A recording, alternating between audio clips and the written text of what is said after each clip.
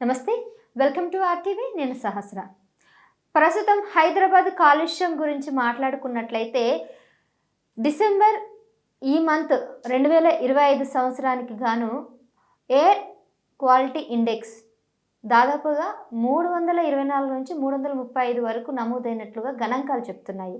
So దీన్ని బట్టి చూస్తే ఢిల్లీతో పోల్చినట్లయితే హైదరాబాద్ దగ్గర దగ్గర క్రాస్ అయ్యే అవకాశాలు ఉన్నాయి.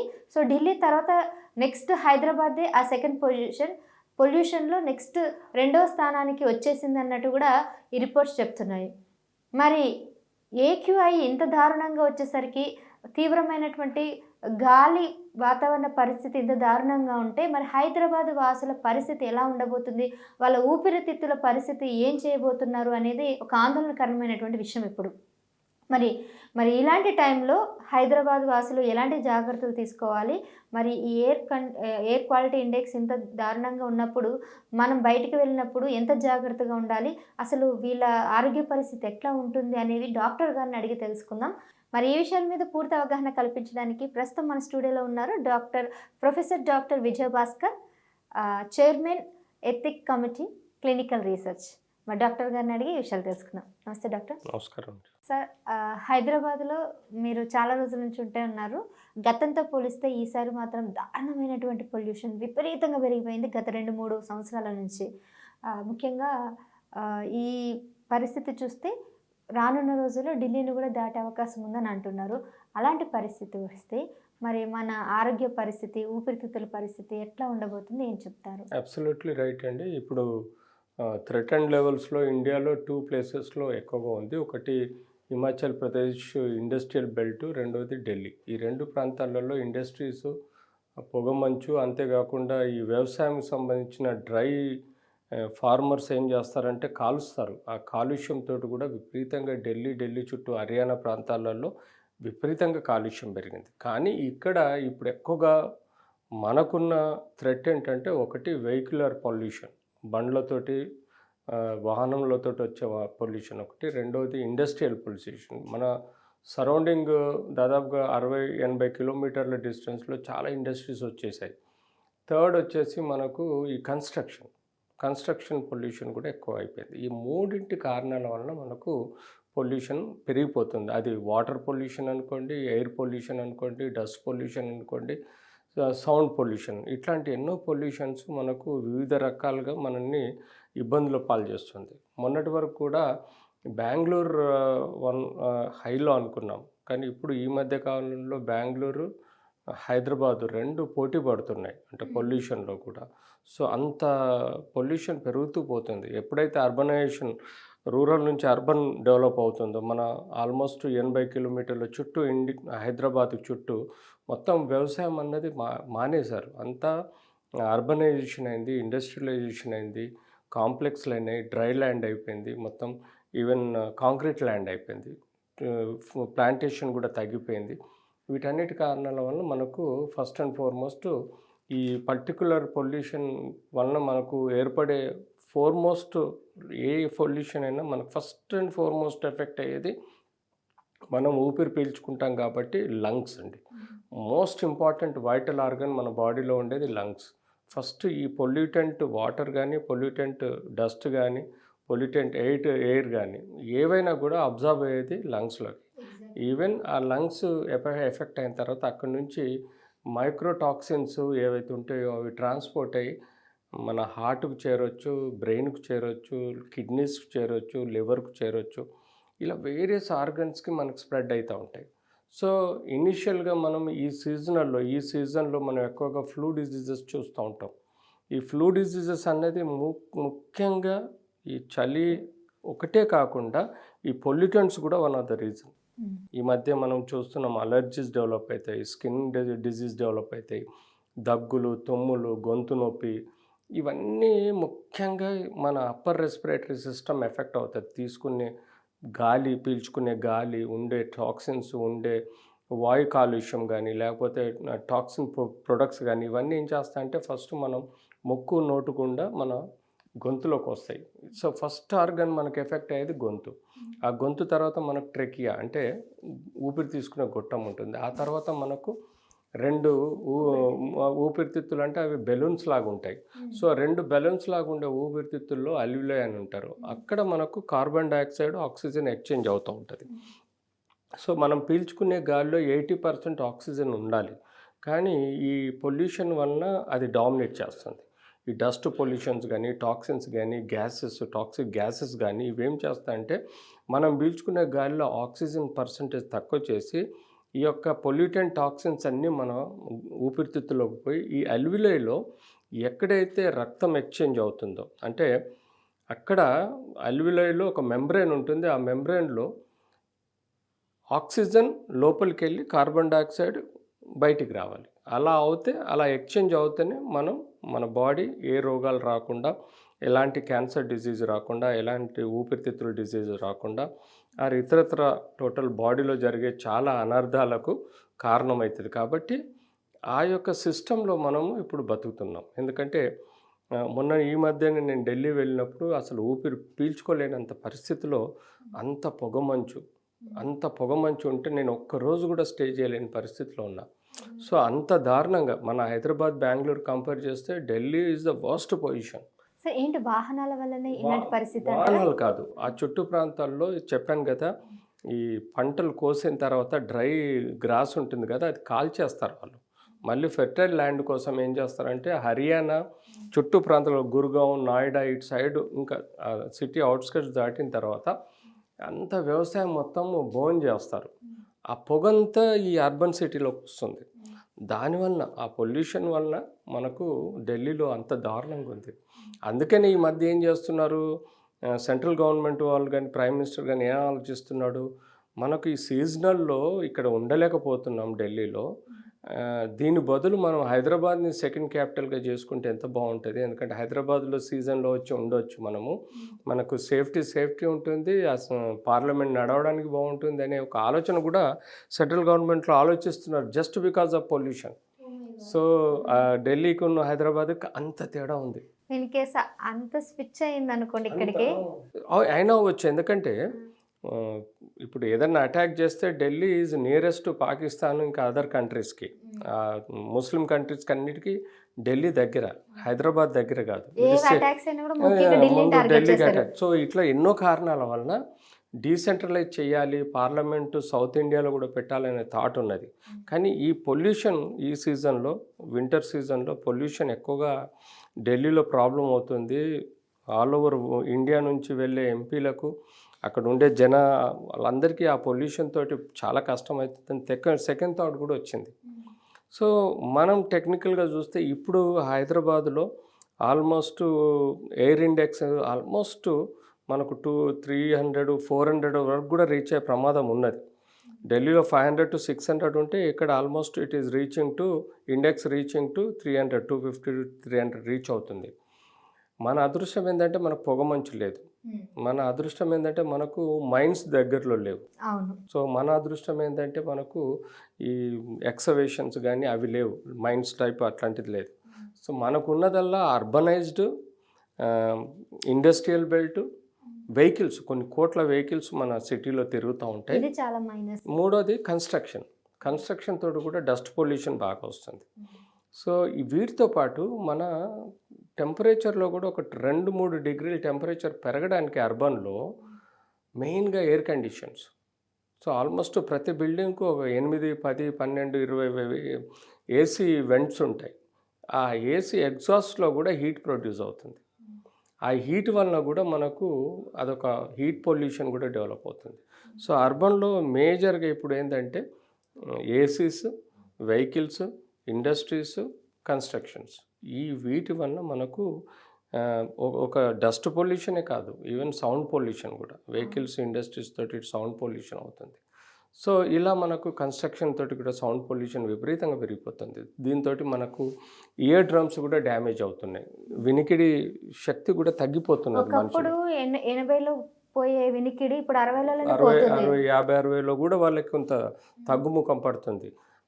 అదే ఎందుకు కారణం అంటే, ఒకటి ఈ శబ్దాల వలన డ్యామేజ్ అవుతుంది, రెండోది డస్ట్ కూడా చెవులలో పేరుకుపోయి ఒక ఆర్టిఫిషియల్ మెంబ్రెయిన్ తయారైపోయి వినికిడిని తక్కువ చేస్తుంది. సో ఈ డస్ట్ పొల్యూషన్, సౌండ్ పొల్యూషన్ కూడా మనకు అవుతుంది. మూడోది వచ్చి మనకు వాటర్ పొల్యూషన్. వాటర్ పొల్యూషన్ మీరు చూడండి, మూసీ నది ఎంత వ్యర్థాలు వస్తున్నాయి. గండిపేట లాంటి చెరువులలో కూడా కన్స్ట్రక్షన్ మెటీరియల్ పడేస్తున్నారు. వేస్ట్ మెటీరియల్, ఈ కలేబరాలు ఉంటాయి, ఇవన్నీ తీసుకుపోయి ఎక్కడో పక్కనున్న గండిపేటలో కానీ, ఉస్మాన్ సాగర్ కానీ, ఈ సాగర్లో కానీ ఈ చెరువులలో డంప్ చేస్తున్నారు. దానివల్ల కూడా మనకు పొల్యూషన్, వాటర్ పొల్యూట్ అవుతుంది. ఈ వాటర్ పొల్యూషన్ తోటి కూడా మనం తీసుకునే గ్యాస్ట్రో అంటే స్టమక్ కానీ లేకపోతే ఇంటెస్టైనల్ కానీ చాలా ఇన్ఫెక్ట్ అవుతున్నది. మనకు వీఆర్ డెవలపింగ్, తినే ఏ వస్తువు అయినా పేగు నుంచి మళ్ళీ బ్రెయిన్ లివర్కు పోతుంది. అక్కడ మెటబలైజ్ అయ్యి అక్కడ ఏమవుతుందంటే దానిలో ఉండే ఈ చెడు పదార్థాలతోటి మనకు టాక్సిన్స్ రిలీజ్ అవుతుంది. ఆ టాక్సిన్స్ వలన కిడ్నీ డ్యామేజ్ అయ్యే ప్రమాదం ఉంటుంది. అంతేకాకుండా లివర్ డ్యామేజ్ అయ్యే ప్రమాదం ఉంటుంది. అంతేకాకుండా మనకు క్యాన్సర్ డిజీజ్ వచ్చే ప్రమాదం కూడా వాటర్ పొల్యూషన్ తోటి ఉంటుంది. So air pollution, sound pollution, water pollution one of the most important సిస్టమ్గా మనం భావించాల్సిన అవసరం ఈ యొక్క హైదరాబాద్లో ఇప్పుడు విపరీతంగా వ్యాప్తి చెంది. ఎగ్జాక్ట్లీ సార్, మీరు చెప్పింది ట్రూ. సో మరి ఇలాంటి పరిణామాలు మనం ఎదుర్కొంటున్నప్పుడు మానవాళిగా మనం చేయాల్సిన బాధ్యత ఏంటి? అబ్సల్యూట్లీ రైట్ అండి. Hyderabad public health system first responsibility అండి. కోర్స్ మనం అంతా దానికి సహకరించాలి, మనం చాలా జాగ్రత్తగా ఉండాలి. బట్ దానికి ముందు పబ్లిక్ హెల్త్ సిస్టమ్ ఏం చేస్తుంది అన్నది మోస్ట్ ఇంపార్టెంట్. ఇటు జిహెచ్ఎంసీ పబ్లిక్ హెల్త్ సిస్టమ్ కానీ, అటు health ministry public health system major responsibility ఏంటంటే అవేర్నెస్ క్రియేట్ చేయాలి. ప్రతి మనిషిలో అవేర్నెస్ క్రియేట్ చేయాలంటే వాళ్ళు సెమినార్స్ పెట్టాలి, మీడియా పరంగా కవరేజ్ చేయాలి. అసలు పొల్యూషన్ ఎక్కడ ఉంది, ఏ ఏరియాలో ఉంది. హైదరాబాద్లో ఇండస్ట్రియల్ ఏరియాలో ఎక్కువగా మనకు ఈ పొల్యూషన్ కనబడుతుంది. సనత్ నగర్ కానీ, మల్కాజ్గిరి కానీ, చెర్లపల్లి కానీ, పటంచెరు కానీ, సో కొంత ఇబ్రహీంపట్నం సైడ్ కొంత పొల్యూషన్, జీడిమెట్ల, బాలనగరు, జీడిమెట్ల, ఇవన్నీ ఇండస్ట్రియల్ బెల్ట్స్. సో అక్కడ మేజర్గా ఒకటి అవుతుంటే కొత్తగా కన్స్ట్రక్షన్స్ ఎక్కడెక్కడైతే గచ్చిబౌలి, ఫైనాన్షియల్ డిస్ట్రిక్టు అక్కడ కన్స్ట్రక్టెడ్ ఏరియా వస్తుంది.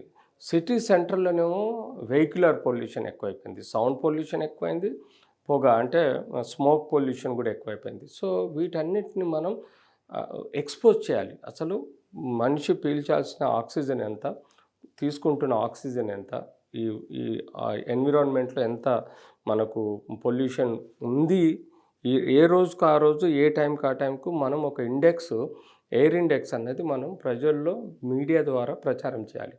నువ్వు ఉన్న పరిస్థితుల్లో నీకు ఇంత ఉండాలి, కానీ ఇంత పెచ్చుగా మీకు పొల్యూషన్ ఉంది, దీనికి తీసుకోవాల్సిన జాగ్రత్తలు ఏం చేయాలి? మాస్క్ పెట్టుకోవాలి. One of the most simplest, cheapest source is mask. తప్పదు, కోవిడ్ లాగానే ఇప్పుడు కూడా ఈ పొల్యూషన్ నుంచి మనం బయటపడాలంటే మాస్క్ ధరించాలి. సార్, మాస్క్ ధరించడం వల్ల ఆక్సిజన్ ప్యూరిటీ మనకి రాదు కదా? అలా ఉండదు, 100% అది కాదండి. మనకు ఎయిర్ అన్నది దానికి చాలా మైక్రోపోర్స్ నుంచి గాలిపోతుందండి, దానికి అడ్డు ఉండదు. కానీ టాక్సిన్స్, పొల్యూటెంట్స్ అయితే వాటికి రంధ్రం అంటే పోర్ అనేది పెద్దగా ఉండాలి. అన్లెస్ అంటే పెద్దగా లేనిది అది ట్రాన్స్మిట్ కాదు. సో మాస్క్కు మనం గాలి పీల్చుకునేంత పోర్సే ఉంటాయి, మన డస్ట్ పొల్యూటెంట్స్, టాక్సిన్స్ పోయేంత స్పేస్ ఉండదు. సో ఐడియల్లీ చెప్పాలంటే prevention is better then treatment. అంటే ఫస్ట్ ఇండస్ట్రియలైజేషన్ని సిటీకి దూరంగా షిఫ్ట్ చేయాలి.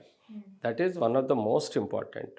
వెహికల్స్ని మనము వీలైనంత వరకు తక్కువ వెహికల్స్, అది కూడా డీజిల్, పెట్రోల్ వెహికల్స్ని మనం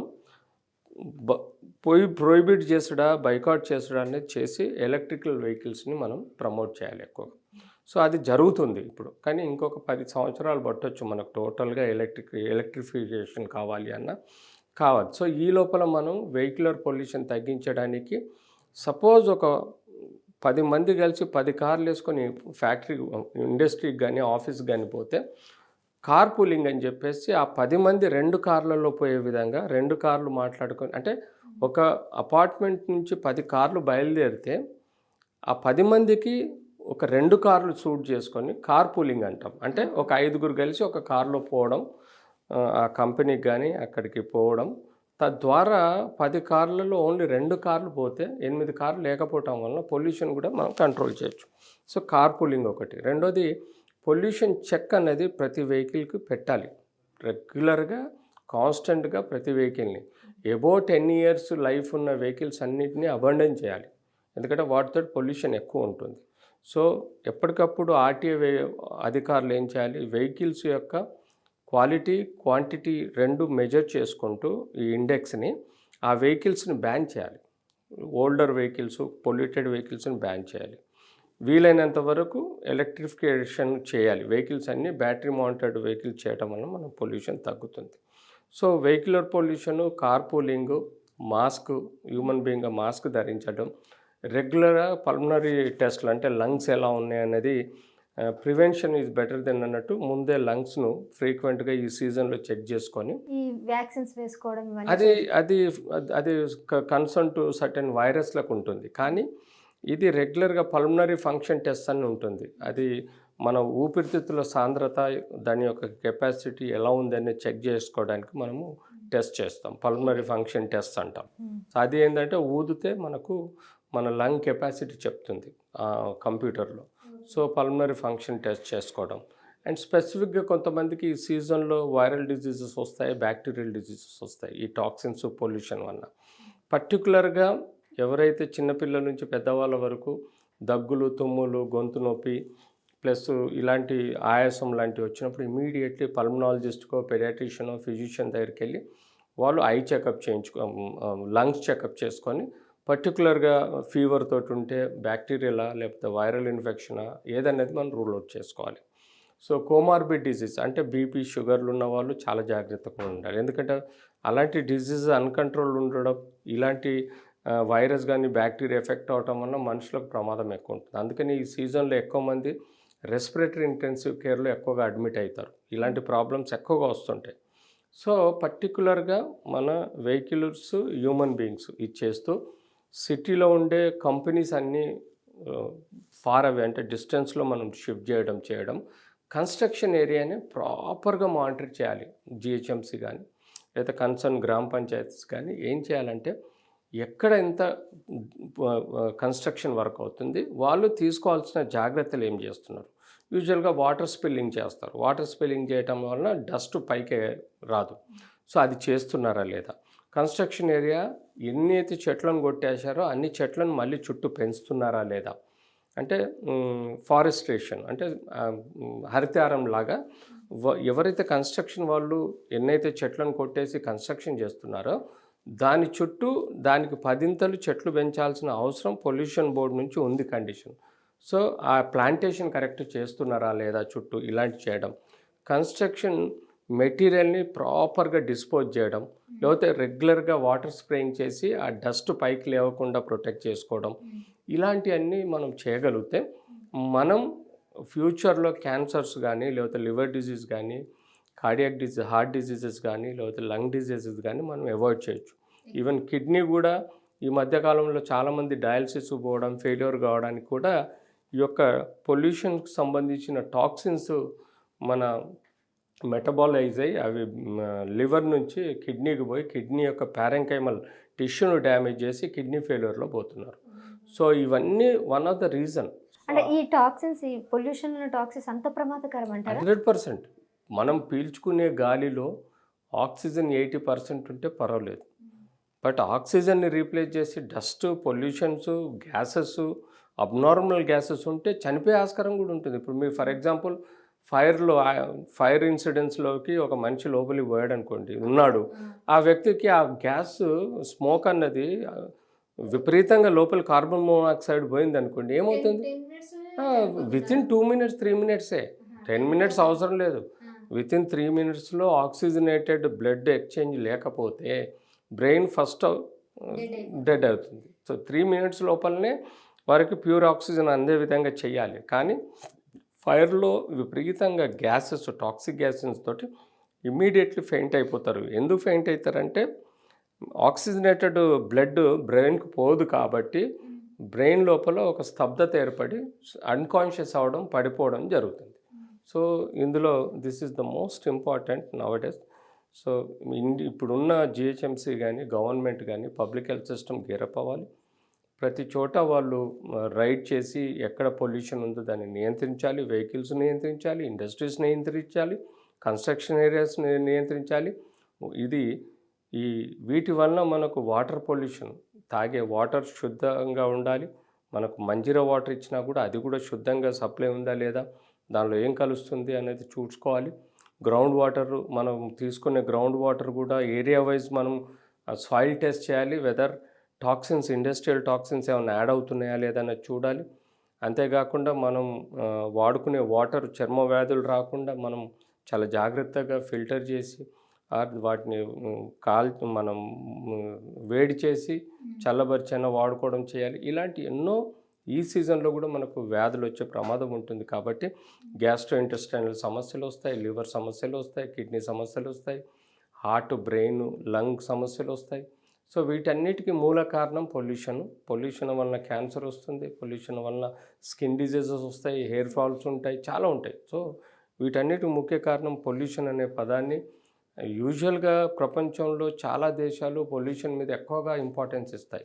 కానీ మన దగ్గర రిలక్టెంట్ ఏంటంటే పాపులేషన్ ఎక్కువ, అవేర్నెస్ తక్కువ, గవర్నమెంట్ నిర్లిప్తత ఎక్కువ, నెగ్లిజెన్స్ ఎక్కువ. వీటి వలన మన దేశంలో 150 కోట్ల మంది ఆల్మోస్ట్ ఉన్నారు. ఈ 150 కోట్ల మందికి రీచ్ అయ్యే విధంగా చెప్పడానికి అంత టెక్నికల్ స్టాఫ్ అవసరం ఉంటుంది.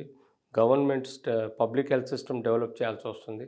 సో దాని మీద కాన్సన్ట్రేట్ చేస్తే మనం ఎన్నో రోగాల్ని అవాయిడ్ చేయొచ్చు. ఎంతో మానసికంగా, ఆర్థికంగా ఇబ్బందులు కలగకుండా ప్రజలకి మేలు కూడా చేయొచ్చు.